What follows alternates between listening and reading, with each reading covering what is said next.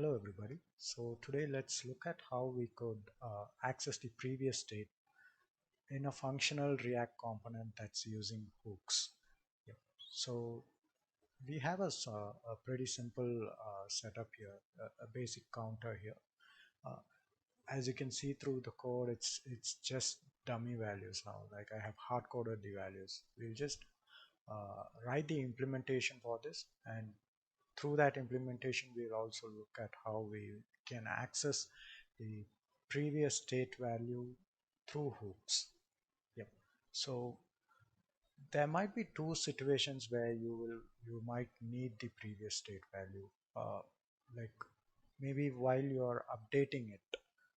Let's say you don't want a race condition to arise, as in like doing multiple rage clicks, uh, or some scenario like that.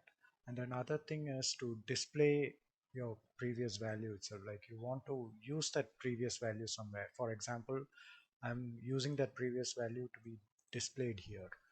It will be displayed when we complete the implementation. So yeah, so these are the two scenarios, commonly arising scenarios that you might end up needing the previous state value. In class-based components, that's straightforward, right? But how would you do it with functional components and hooks? So that's what we'll be looking at today. So let's get started. So we'll just do the implementation here. So yeah, we have the thing. So I just want to create a state. So what I'm going to do is I'll just create a state like I just want to be I want a count, and then I want to set the count. Yeah. So this will be using React's useState hook, and I'll initialize it with a value of 0. So that should do it. Now let me just replace the hard-coded value in the count with this thing, the 0 with a count. That should do it. Now what I want to do is I want to write the implementation for these buttons, the plus and minus buttons. So let me do that. I'm just going to create two functions. One is called increment, and let me do that. Yeah. So what should this increment do is it should just increase the count value, right? So that's what I'm going to do. But one thing I wanted to do is instead of just doing count plus 1, uh, uh, like in order to avoid the race condition that we talked about, right? I just want to access the previous value and then uh, you know increment that. So our set count method has a second way of setting a state, like the count state. That is that it accepts a callback.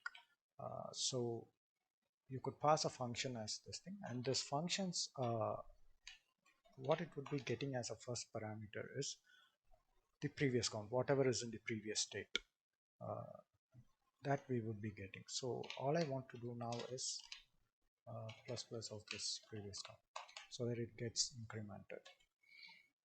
So let's just uh, check whether this works. I'll just attach this here.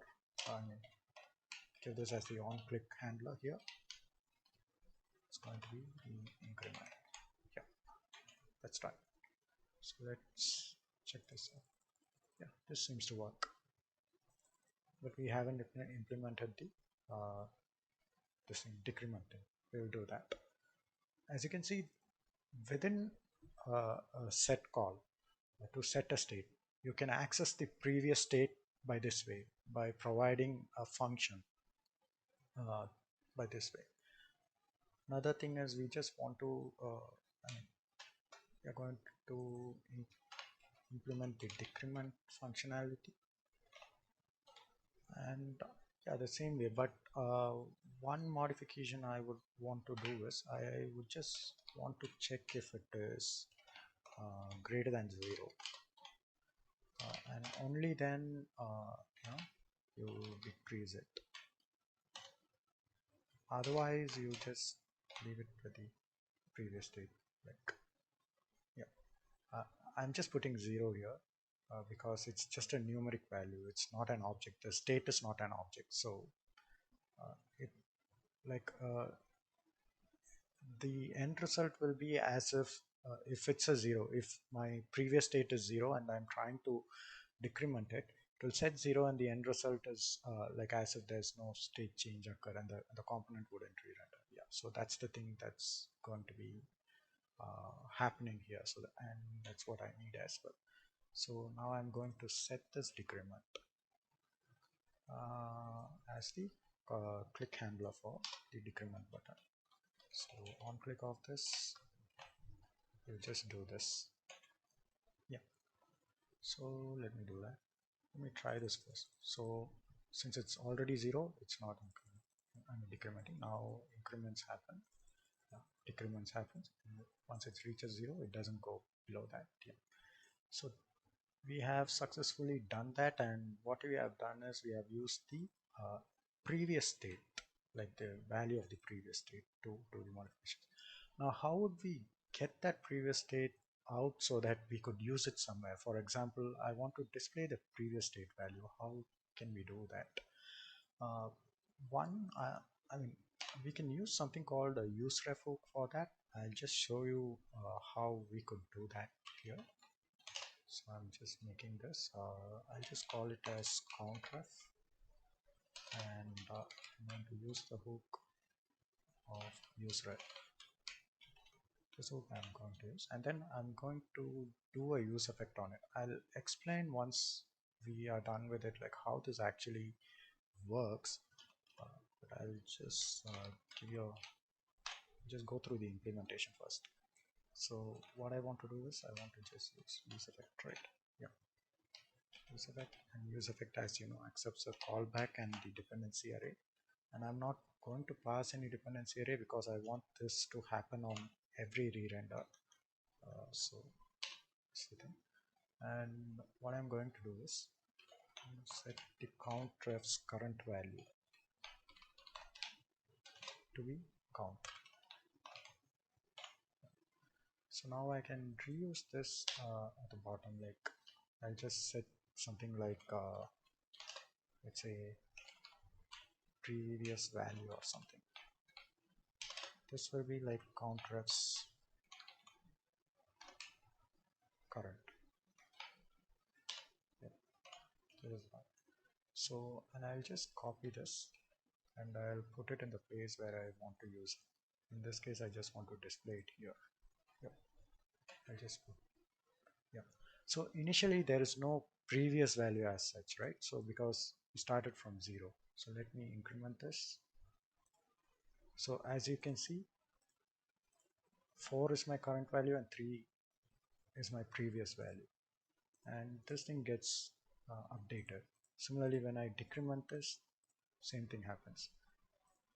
And when I go beyond 0, like I said, now it's like there's no state update at all. So nothing happens when 0 is the actual value and I try to decrement it further. So as you can see, this is how we could access the previous value in a functional component by using hooks. Yeah. And I told you I would like explain why this works. So let's go into the why factor of this thing. So this use effect, one thing is, as you can see that if you are familiar with use effect, you would know that it's asynchronous, like as in whatever we write here will not be run like in order, as in line by line. So what happens is, let's say on first time, state will be created and a reference will be created, and then this will be undefined because this use effect callback is not run yet. This will only run after the component is mounted and during re-renders, right? So the paint will happen first, like so that thing has to happen. So all these thing goes and the function has to return. Only after the function returns, our use effect would be run, and on first count it would be 0. So our initial thing would be 0, uh, but that assignment would happen only after the function has returned and our uh, component has been rendered on the screen. So when we increment it, uh, this there will be a re-rendering happening because the state would change. And again, when this is re-rendered, as we can see, this line which is within the use effect will not be uh, run synchronously. So it will run only after the function has returned and the component has rendered, right? So at this point, when the component is rendering, when this is being computed, this will be the value of 0 which was assigned after the rendering of the previous I mean the previous render cycle, right? Yeah, so that's why we get the previous value as 0. And now we would have one would have got assigned to it after the function has returned to this current ref. So that's how we are able to retain the previous value.